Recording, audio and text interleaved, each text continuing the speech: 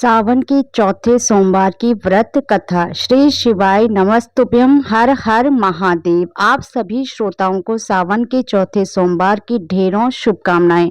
भगवान भोलेनाथ अपनी कृपा हम सभी भक्तों पर सदा सर्वदा बनाए रखे, इसी मंगल कामना से आज की कथा का शुभारंभ करती हूँ।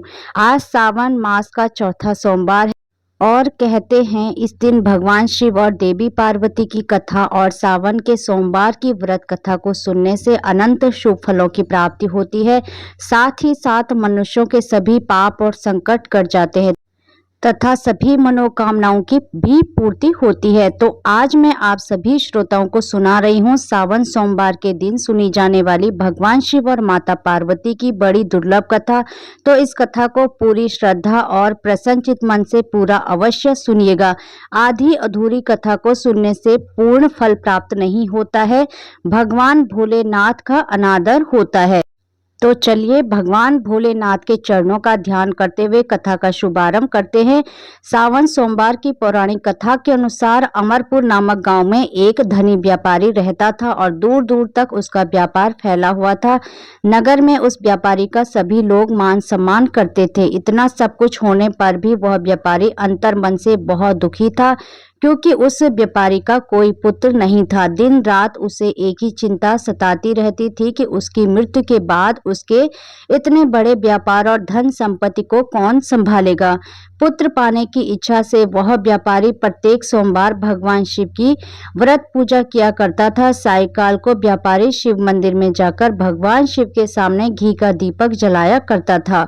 उस व्यापारी की भक्ति देखकर एक दिन देवी पार्वती ने भगवान शिव से कहा, हे प्राणनाथ, यह व्यापारी आपका सच्चा भक्त है। कितने दिनों से यह सोमवार का व्रत और पूजा नियमित कर रहा है। हे प्रभु, आप इस व्यापारी की मनोकामना को अवश्य पूर्ण करें। भगवान शिव ने मुस्कुराते हुए कहा, हे पार्वती, इस संसार में सबको उसके कर्म के अनुसार फल की प्राप्ति होती है। प्राणी जैसा कर्म करते हैं उन्हें वैसा ही फल प्राप्त होता है। इसके बावजूद भी पार्वती जी नहीं मानी। उन्होंने भगवान भोलेनाथ से आग्रह करते हुए कहा, नहीं प्राणनाथ, आपको इस व्यापारी की इच्छा पूरी करनी ही पड़ेगी, क्योंकि यह आपका अनन्य भक्त है। प्रत्येक सोमवार आपका विधिवत व्रत करता है और पूजा अर्चना के बाद आपको भोग लगाकर एक समय भोजन ग्रहण करता है। आपको इसे पुत्र प्राप्ति का वरदान देना ही होगा। देवी पार्वती का इतना आग्रह देखकर भगवान शिव ने कहा, हे देवी, तुम्हारे आग्रह पर मैं इस व्यापारी को पुत्र प्राप्ति का वरदान देता हूँ, लेकिन इसका पुत्र 16 वर्ष से अधिक जीवित नहीं रहेगा।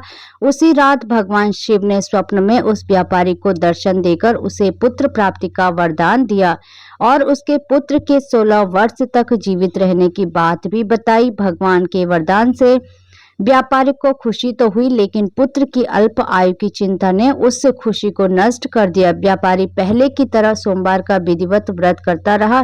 कुछ महीने पश्चात उसके घर अति सुंदर पुत्र उत्पन्न हुआ। पुत्र जन्म से व्यापारी के घर में खुशियां भर गई। बहुत धूमधाम से पुत्र जन्म का समारोह मनाया गया। व्यापारी को पुत्र जन्म की अधिक खुशी नहीं हुई, क्योंकि उसे पुत्र की अल्प आयु के रहस्य का पता था।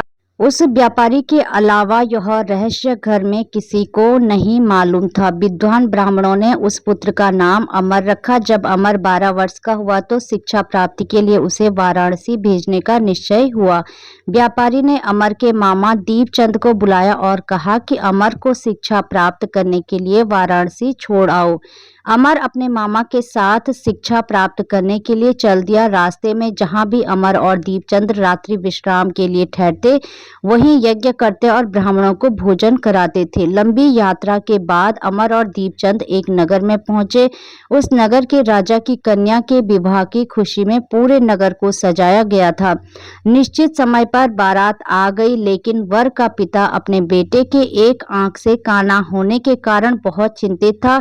उसे इस बात का भय सता रहा था कि राजा को इस बारे में पता चल गया तो कहीं वह विवाह से इनकार न कर दे और उससे उसकी बदनामी होगी। वर के पिता ने अमर को देखा तो उसके मस्तिष्क में एक विचार आया।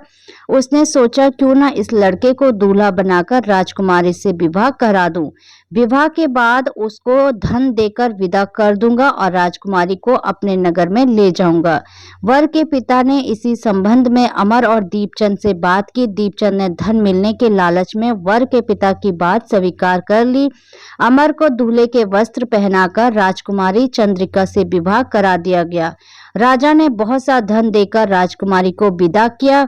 अमर जब लौट रहा था तो सच नहीं छिपा सका और उसने राजकुमारी की ओढ़नी पर लिख दिया कि राजकुमारी चंद्रिका, तुम्हारा विवाह तो मेरे साथ हुआ था, लेकिन मैं तो वाराणसी में शिक्षा प्राप्त करने जा रहा हूँ। अब तुम्हें जिस नव युवक की पत्नी बनना पड़ेगा वह एक आंख से काना है। जब राजकुमारी ने अपनी ओढ़नी पर लिखा हुआ देखा और उसे पढ़ा तो उसने काने लड़के के साथ जाने से इनकार कर दिया।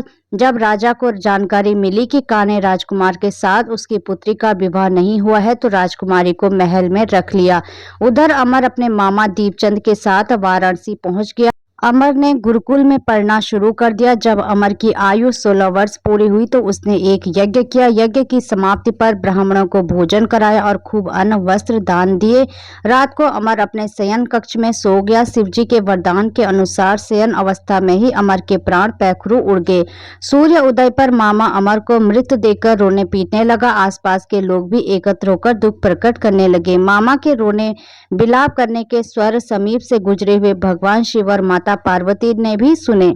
पार्वती जी ने भगवान से कहा, प्राणनाथ, मुझसे इसके रोने के स्वर सहन नहीं हो रहे हैं, आप इस व्यक्ति के कष्ट अवश्य दूर करें।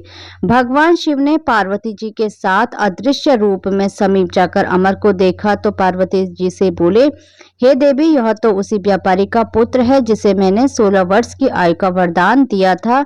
इसकी आयु तो पूरी हो गई है। पार्वती जी ने फिर भगवान शिव से निवेदन किया, हे प्राणनाथ, आप इस लड़के को जीवित करें, नहीं तो इसके माता पिता पुत्र की मृत्यु के कारण रो रो कर अपने प्राणों को त्याग कर देंगे।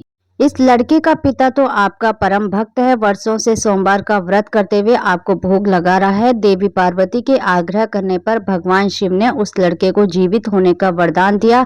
भगवान शिव के आशीर्वाद से कुछ ही पल में वह जीवित होकर उठ बैठे। शास्त्रों में लिखा है, जो स्त्री पुरुष सोमवार का विधिवत व्रत करते हैं और व्रत कथा को सुनते हैं उनकी सभी इच्छाएं पूरी होती हैं। एक बार प्रेम से बोलिए, हर हर महादेव, जय माता पार्वती।